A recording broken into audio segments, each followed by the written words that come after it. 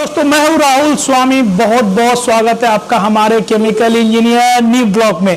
आज का मेरा वीडियो है top refinery industry in India.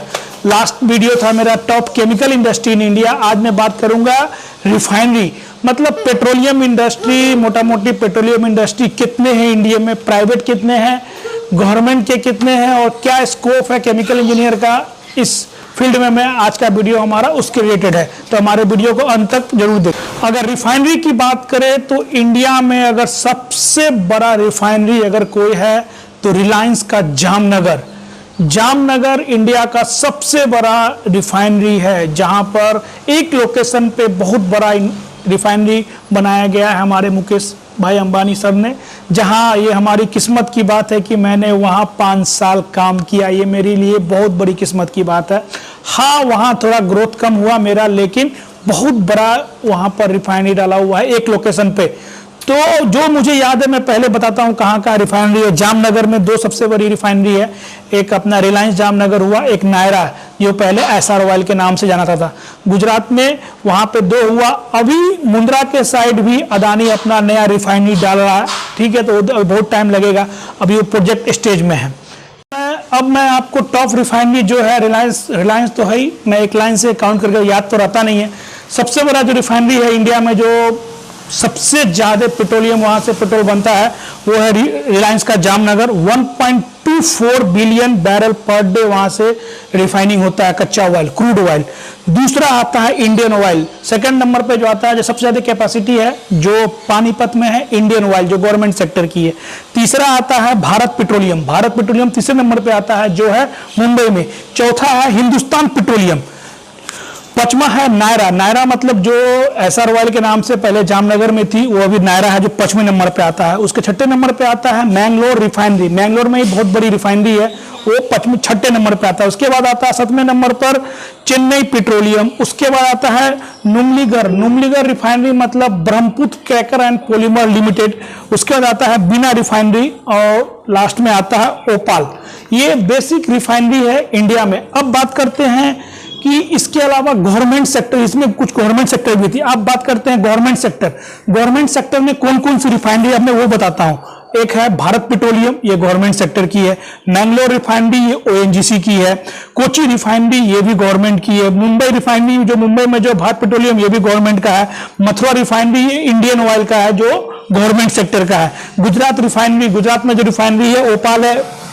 उसके बाद गुजरात में इंडियन ऑयल है, वो भी गवर्नमेंट सेक्टर की है।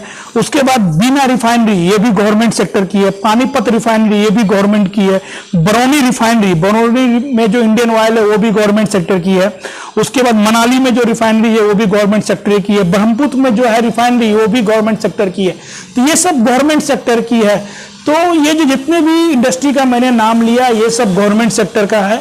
इसमें जो भी रिक्रूटमेंट होता है वो गेट के थ्रू होता है, चाहे इंडियन ऑयल हो या भारत पेट्रोलियम हो या ओएनजीसी हो। अगर इसमें अगर आपको नौकरी मिल जाती है तो आपका लाइफ सेट है, बहुत फैसिलिटी है as compare to private sector. तो मेरा भी ड्रीम था ONGC, Bharat petroleum, Indian oil, लेकिन गेट क्वालिफाई करना बहुत जरूरी है। प्राइवेट सेक्टर की बात करें तो प्राइवेट सेक्टर में जो रिफाइनरी आती है वो है एक अपना रिलायंस, जिसका रिक्रूटमेंट Naukri.com से रिज्यूम निकालती है कंसल्टेंसी, या तो कंपनी का भी रिक्वायरमेंट आती है तो उससे आपका रिक्रूटमेंट हो सकता है रिलायंस में, जामनगर में, या रिलायंस का बहुत जगह है, या भरूच में, दहेज में भी है।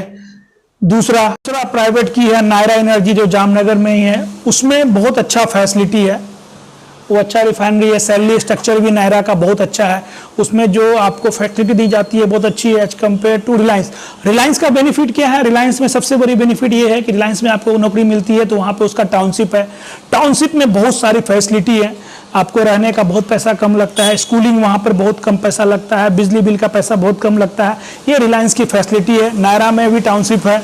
उसके अलावा बात करते हैं ब्रह्मपुत्र क्रैकर, नहीं ब्रह्मपुत्र तो गवर्नमेंट की है। जहाँ मैं इंटरव्यू देने गया था, ऑनलाइन रिक्रूटमेंट निकला था तो मैंने अप्लाई किया था, तो मेरा रिज्यूम शॉर्टलिस्ट हुआ था। आसाम में है, डिब्रूगढ़ में, बहुत अच्छा है। मेरा भी ड्रीम था कि मेरा नौकरी लग जाता था। बहुत फैसिलिटी मिलती है गवर्नमेंट सेक्टर में, अगर आपको किसी भी रिफाइनरी में नौकरी मिल जाती है तो। 2 मैंने बताया प्राइवेट का, एक रिलायंस, नायरा। तीसरा है अपना ये ओपाल। ओपाल सेमी गवर्नमेंट है, आधा गवर्नमेंट का आधा प्राइवेट है। तो ओपाल में भी रिक्रूटमेंट निकलते रहती है, ऑनलाइन आप एक्सपीरियंस लेवल पे अप्लाई कर सकते हैं, उसमें आपका हो सकता है। चौथा एक आता है केन एनर्जी, वो ऑयल एंड गैस इंडस्ट्री है, वो भी बहुत अच्छी है, ऑयल एंड गैस की है। अब बाकी जितनी इंडस्ट्री है सब अपना गवर्नमेंट की है, तो इसमें जो भी रिक्रूटमेंट होता है तो आपको इसमें रिक्रूटमेंट लेना है तो आपको गेट क्वालिफाई करना पड़ेगा, या तो एक्सपीरियंस लेवल पे कभी वैकेंसी निकलती है तो वो उसी बंदे का रिज्यूम कंसिडर करती है जिसका सेम फील्ड का एक्सपीरियंस। तो दो और रिफाइनरी है, जो पहला रिफाइनरी भटिंडा रिफाइनरी HMEL, वो सेमी गवर्नमेंट है। वहां पर जो रिक्रूटमेंट होती है एक्सपीरियंस लेवल पर, आपका सेम एक्सपीरियंस का रहता है, सेम प्लांट का, तो वहां से आपको कॉल आता है तो वो भी आपको हायर कर सकती है। भटिंडा रिफाइनरी भटिंडा में है, पंजाब में पड़ता है, बहुत अच्छा रिफाइनरी है, वहाँ पे सैलरी ग्रोथ अच्छा है, कंपनी बहुत अच्छा है। मेरे बहुत सारे फ्रेंड वहाँ ज्वाइन किए हुए हैं, भटिंडा रिफाइनरी, जो रिलायंस से वहाँ जाके ज्वाइन किए हुए हैं। दूसरा एक बंगाल में है Haldia refinery. Haldia refinery semi government ऐसा बोलता है, लेकिन वो प्राइवेट सेक्टर ये समझिए। वहाँ भी रिफाइनरी, बहुत बड़ी रिफाइनरी है हल्दिया में, वहाँ भी रिफाइनरी ने बनाया गया है और वहाँ रहता है। तो रिफाइनरी में प्राइवेट सेक्टर में तो स्कोप उतना नहीं है, लेकिन गवर्नमेंट सेक्टर में भाई साहब आप पूछिए मत, गवर्नमेंट सेक्टर में तो क्या फैसिलिटी देती है। अगर ONGC में आपको अगर नौकरी मिल जाती है, भारत पेट्रोलियम में, इंडियन ऑयल में, जो आप 12 साल में भी जो आपका सैलरी नहीं होगा ना, वहाँ आपका स्टार्टिंग से उतना सैलरी मिलता है। इतना फैसिलिटी है गवर्नमेंट सेक्टर में।